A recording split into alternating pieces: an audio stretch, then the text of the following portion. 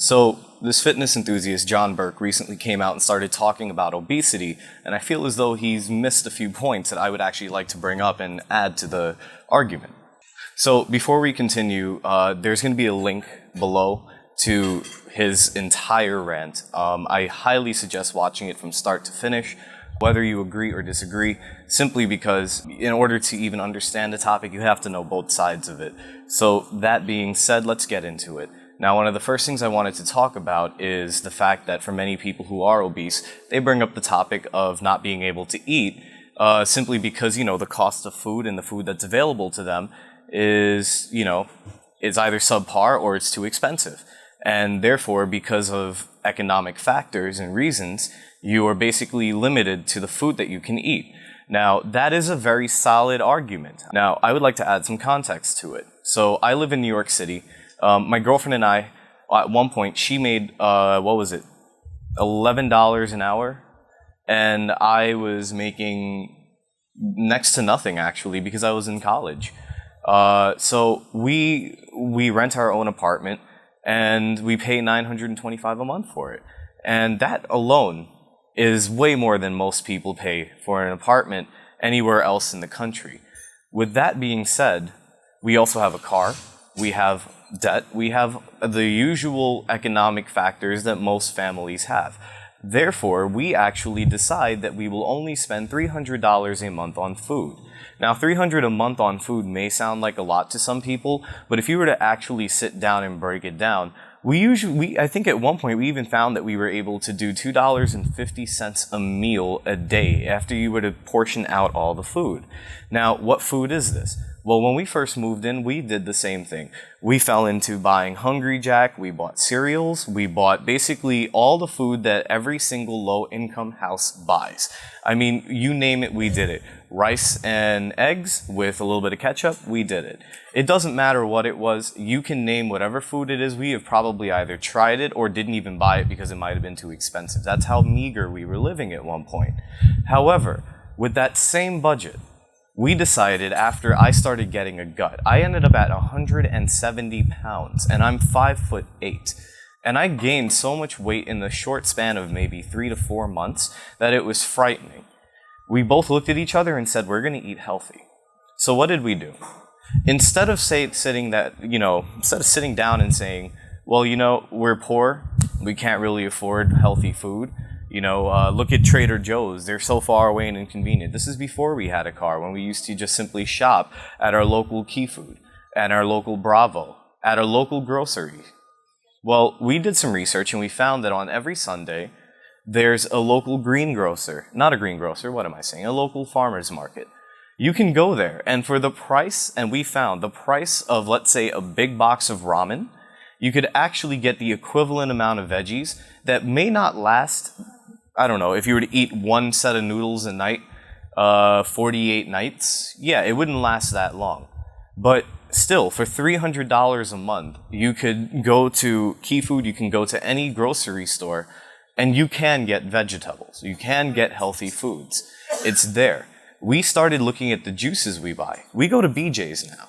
We got a membership to BJ's, but I understand that many people can't.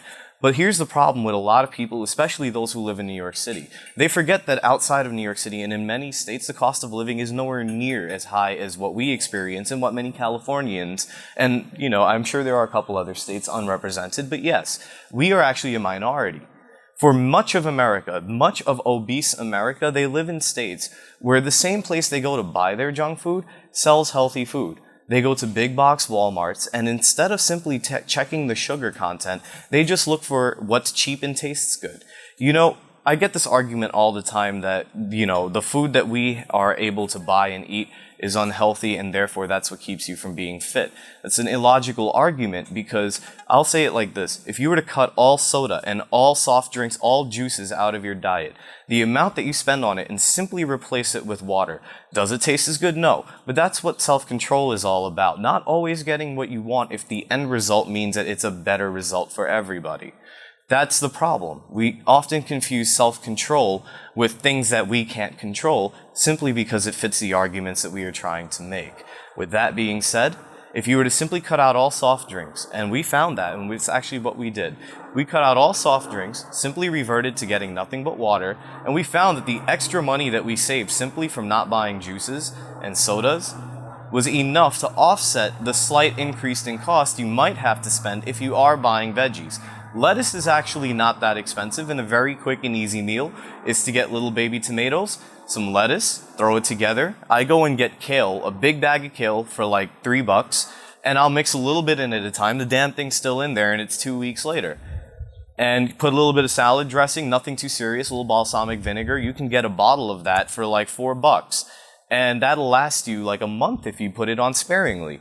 And if you just sit down and eat it, that alone is a meal right there. And you've got the healthiest thing you could have eaten, and it costs you nothing more than the meals that you already buy. Now, with that being said, I'd like to move on to the next topic, which is about fat acceptance in the United States. Now, this really bothers me. A lot of people get on me and give me a lot of flack because they think that I just simply don't like fat people. That's wrong. I understand that there is a differentiating factor, and John, excuse me.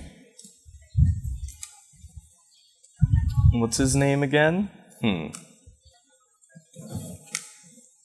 So the second point I'd like to talk about is fat acceptance in the US. Now, John brought up a really good point when he talked about the fact that there are people who have medical conditions. Now, we are talking about a very, very small amount of people compared to how many people are obese simply through limiting factors that they put on themselves.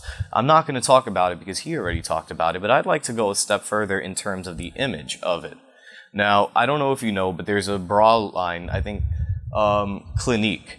And every day that I used to go on the subway, I hated having to sit and stare at this commercial. I hated it because of the simple fact that they are trying to simply say that we should accept you for who you are.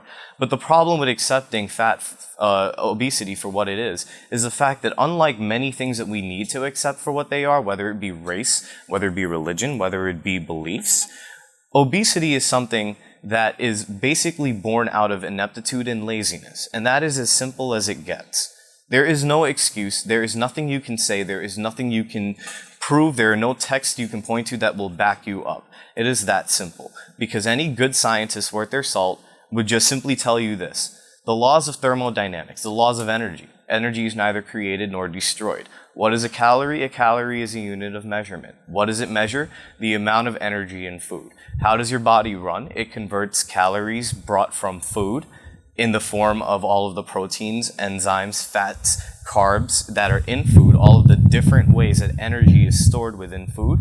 It is broken down chemically in your stomach, dispersed throughout the body, and stored. Now, if you have more energy coming in than energy that you can put out, the body has to do something with it. What does it do? It converts it to fat. Losing weight is really as simple as making yourself work more than the food you take in. Sure, you have to make sure that you're getting your essential vitamins and nutrients, but that is nothing hard to do. A multivitamin alone can help you stack enough where you can eat relatively simple meals so long as you switch them up occasionally. Have fish one day, maybe have greens another, have meat. You can get chicken breasts for cheap. I mean, what, like $3 for like 4 of them at Key Food? And slice them in half. There you go. You have one half of a chicken breast per meal and mix it with some veggies. You've got a meal that maybe is under 1,000 calories, but still gives you everything you need to be able to not end up with some debilitating disease or malnourished. Continue on with your day. You'll feel healthier and you'll lose weight just without even trying. But let's get back on topic. The idea of fat acceptance in society is that because these people will rather make excuses in a day and age when they're making these excuses from the same cellular phone that I have that allows me to go and look up how not to end up obese. They instead choose to look up support groups, to look up people who share their warped ideologies, and now there are companies blatantly exploiting it. This is a company, Clinique, that does not care about you. They don't. The only thing they care about is money, and you are the easiest market to tap because they're the only people who are willing to simply put their name on the line for you because it's an entire market of people who want to support them simply because they're saying, you gotta love me for who I am. Now, that's bullshit because if they really cared about you, they'd be doing what many other companies do. They'd be making clothing that purposely, yes, makes you understand that you are an XXXL. That maybe you don't even have a grade on your clothing, they just don't make it big enough. That yes, you need to slim it down. Obese people who have legitimate reasons will get clothing from companies that are already providing them with it. You know, companies that understand their medical conditions and actually make clothing that is also tailored, that knowing that they have these obese problems and knowing the problems they could have are specially designed to make their lives easier. But this idea of accepting fat for it being a personality thing, if you're beautiful in the skin you're in, that's bullshit. That is. I'm not going to mince it any way else, America. We need to stop with this. Now, another point that he missed outside of the economic reasons and the way that the media is portraying it and exploiting a lot of obese people to the point that they're just going to support it without even thinking twice about the fact that they should be going the complete opposite way. The problem with obesity is that nobody wants to talk about it. Many times, people who are obese and people who make excuses for their weight will come and respond harshly. They will bring everything they've got to try to make you feel bad for shaming them. The argument has been obfuscated behind the fact that many obese people simply do not want to accept the simple fact that personal responsibility, personal change is the easiest way to make gains. I currently am down 30 pounds in under, I'd say, a month. I've been working out and I'm still continuing, and I'm almost completely flat. Like, if I just relax, I used to not be able to see past my belly here. I would just see the tips of my toes. And in a short amount of time, from just simply with the same amount of money, same measly amount per month, what most people would spend on a week's worth of groceries, we spend in a month. We found a way to make it cheap in New York City. All it meant is that we have to put a little more effort into the distances that we go. But it's worth it because, hey, you still get exercise on the way there. So I'd like America to think about this before they decide to take up this obesity argument and run with it. Because if you do, you're not going to like what you see if you're obese. Because you will lose. And we will see to it. Because as far as I'm concerned, there is no reason that America has to waste. What was the last figure I read?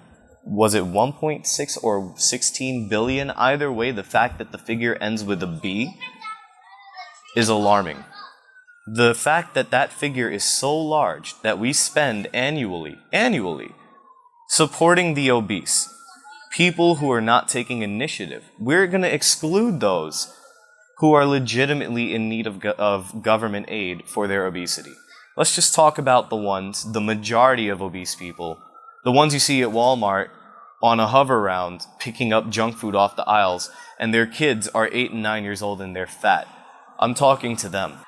That lifestyle is going to end if this argument gets pushed. So ask yourself, are you ready to go and talk about this, America? Because it is time that we decide to say no to fat. I think that we should get a hashtag going here. I don't even know if I'm even possible of pulling off a hashtag movement, but whatever, let's try it. Let's go with a nice hashtag. Let's go with less fat, more life. I like that. It's neither condescending, it's not attacking, and it's really the purpose of what all of us people who make these videos that you hate, it's actually our purpose. I like that. I like that. Less fat, more life. We're trying to help you. The biggest way you can help the obese is when you see them in gyms, and you see them jogging, and you see them pushing hard and trying to lose weight, support them. That's what I do. I always go to the gym and I'll run next to a fat person, and right when I see they're cracking their limit, I'll pretend as though I'm completely breaking down. You should see how much more motivated they get. You know, I get it. You go to the gym, you see a bunch of these thin people, and like you're barely making it 5 minutes, and they're like, by the time you go downstairs, get water, change, and come back, they're still on it. It makes you feel like shit. Don't look at it like that, man. If you're obese, don't look at it like that. Don't. That's the wrong way to approach it. You know, that's like saying that if a kid who's learning how to play baseball goes to Yankee Stadium and he sees his hero throwing back-to-back strikeouts or something, that the kid's going to get discouraged because he can't even so much throw the ball straight. Right now, it doesn't mean that you're a kid. I'm not trying to say that you're there, just that, you know, you're at that point where you got to get used to the ropes. But you'll see, once you get on the horse, you can keep the momentum. Even like I have a lot of body pain that keeps me from working out as much as I really want to, but I still make it happen enough that I can at least maintain the weight that I'm at. You know, just do it, man. Just get out there and do it. And to everybody who is not willing to, well, you know, honestly, I don't even think I want to stress it too much, because as far as I see, y'all are just going to be dead in the next like 20 or 30 years.